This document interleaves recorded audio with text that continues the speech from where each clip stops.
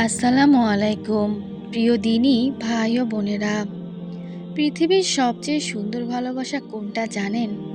যে ভালোবাসায় কোনো স্বার্থ থাকে না, কোনো অবহেলা থাকে না, যেখানে বারবার ভাঙা মন নিয়ে গেলেও প্রতিবার পরম যত্নে বুক পেতে নেওয়া হয়। হ্যাঁ, আমি আল্লাহর সাথে বান্দার সেই চিরন্তন ভালোবাসার কথা বলছি।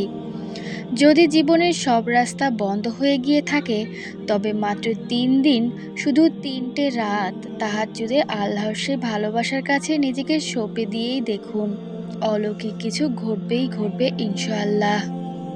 শহরের এক কোণে ছোট্ট একটা ঘরে থাকতো বন্টি। বন্টির জীবনটা হঠাৎ করেই এক ঝড়ের মুখোমুখি হয়েছিল। তার ভালোবাসার মানুষটি মারাত্মক অসুস্থ ও হাসপাতালে আইসিইউতে ভর্তি। অপারেশনের জন্য টাকা দরকার প্রচুর, যা বন্টির মতো একজন সাধারণ মানুষের পক্ষে জোগাড় করা অসম্ভব।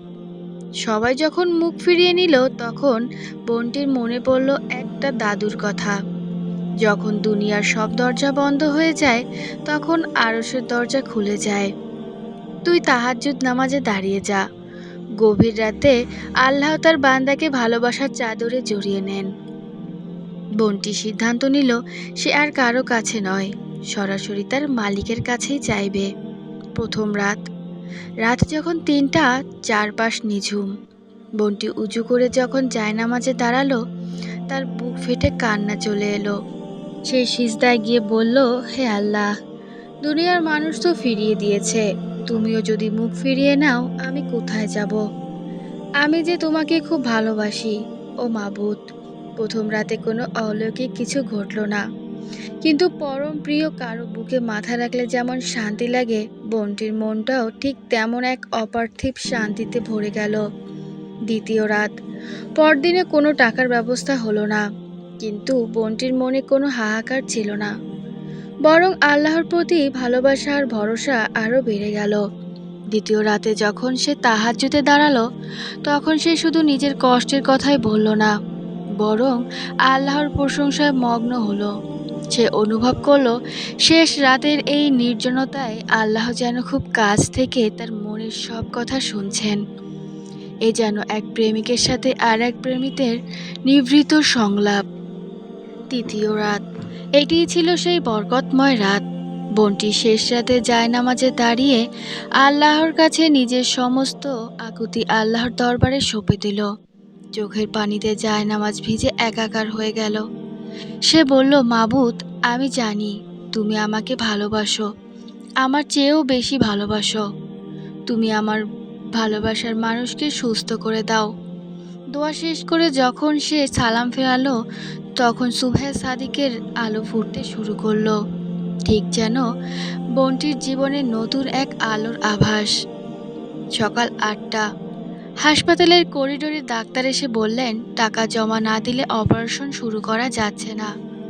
বন্টির মন শান্ত হয়ে মনে মনে শুধু আল্লাহকে ডাকছিল। ঠিক তখনই এক অপরিচিত ভদ্রলোক হন্তদন্ত হয়ে বন্টির সামনে এসে দাঁড়ালেন। তিনি বললেন, আপনি কি সেই মেয়েটি যাকে আমি খুঁজছিলাম?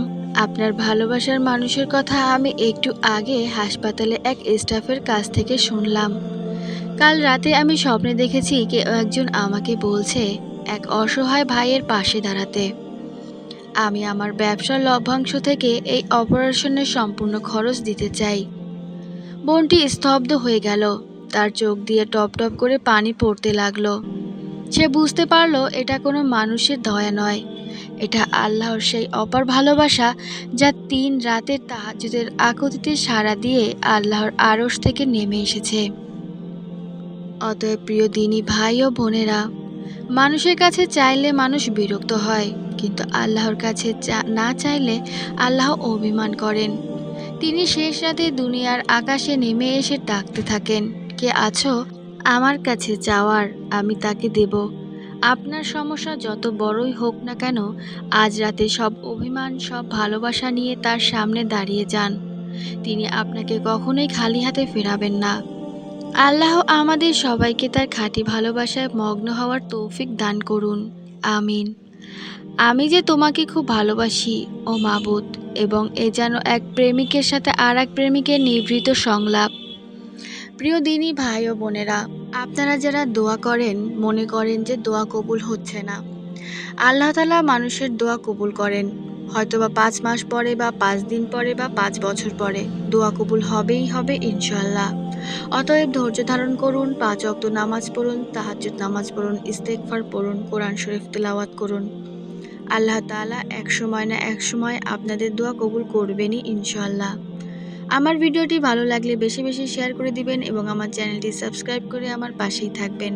সবাই ভালো থাকবেন। আল্লাহ হাফেজ।